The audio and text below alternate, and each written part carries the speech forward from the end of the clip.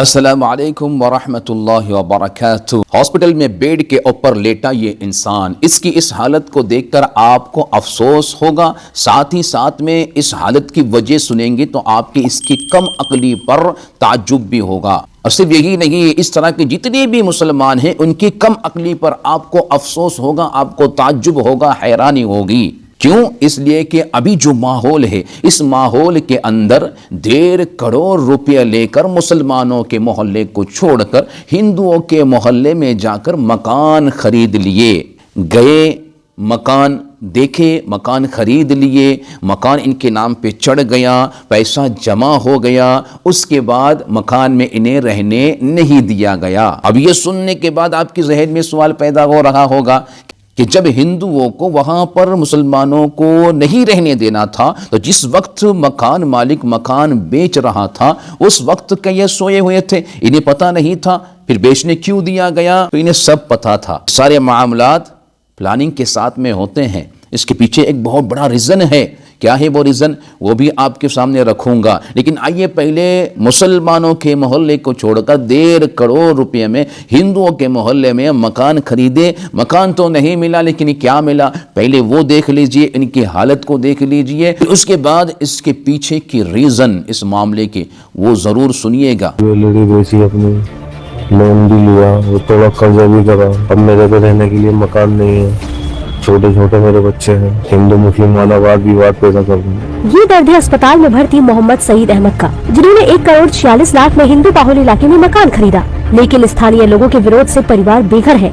विधायक जी के पास भी चाबी रही, ये लो मकान आप बेच लो। जब कोई खरीदार नहीं आया, अब मैंने खरीद लिया, रजिस्ट्री हो गई, तो वाद विवाद पैदा कर रहे हैं। सईद की पत्नी का कहना है 70 सालों से हम 25 मीटर जमीन पर बने मकान में रहे, लेकिन अब सालों का सपना तोड़ा जा रहा है। भैया यहाँ रहने की सोची थी कि हम अपने छोटे घर से निकल के बड़े घर में जाएंगे, रहने के लिए सोचा था हमने भी यहाँ।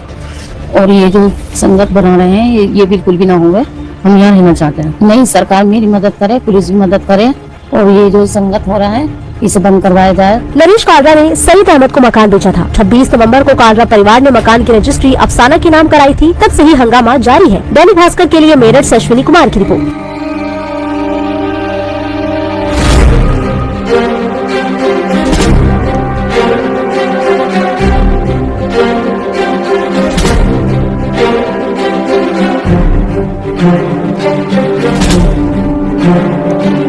जी, आपने वीडियो को देख लिए, खबर को भी सुन लिए, सारे मामलात को सुन लिए कि ये हिंदुओं के मोहल्ले में गए, 1.5 करोड़ रुपए से मकान खरीदे, मकान इनके नाम पे हो गया, पैसा जमा हो गया, लेकिन फिर इन्हें उस मकान में रहने नहीं दिया गया।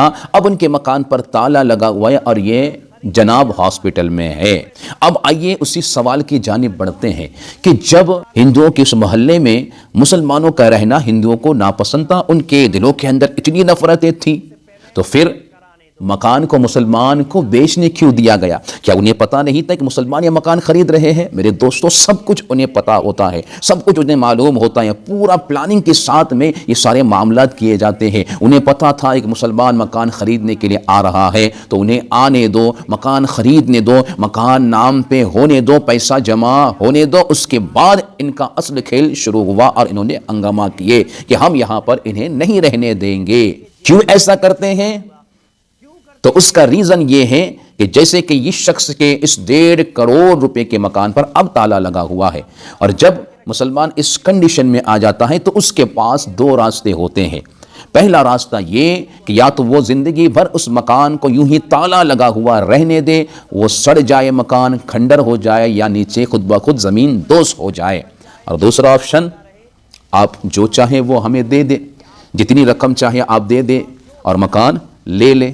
जी हाँ, आप सोचें कि ये 1.5 करोड़ रुपए का मकान, अब अगर ये बोल दे कि आप जो चाहे वो दे दे, तो वही लोग आएंगे सामने जिन्होंने हंगामा किए थे कि हम यहाँ नहीं रहने देंगे, और फिर वो डिसाइड करेंगे कितना देना है। तो आपको क्या लगता है कितने में बिकेगा इनका मकान?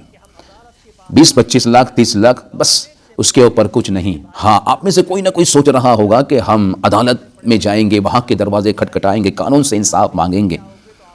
तो बेशक जा सकते हैं, लेकिन होगा क्या? इंसाफ आते आते, कार्रवाई होते होते आपका मकान यूं ही पड़ा रहेगा और खंडर हो जाएगा। तो अब भी होश के नाखून ले, ऐसे कम अकली वाले काम न करे।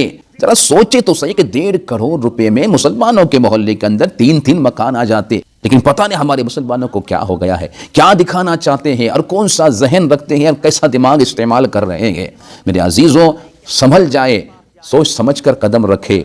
हर तरफ फितना फैला हुआ है और माहौल को समझे कि माहौल क्या चल रहा है। मेरे मुसलमान भाइयों तक इस वीडियो को ज़रूर शेयर करें। अल्लाह सुब्हानहू व तआला हमें अपने हिफ्ज़ व अमान में ज़िंदगी अता करे। ज़रूर शेयर कीजिएगा।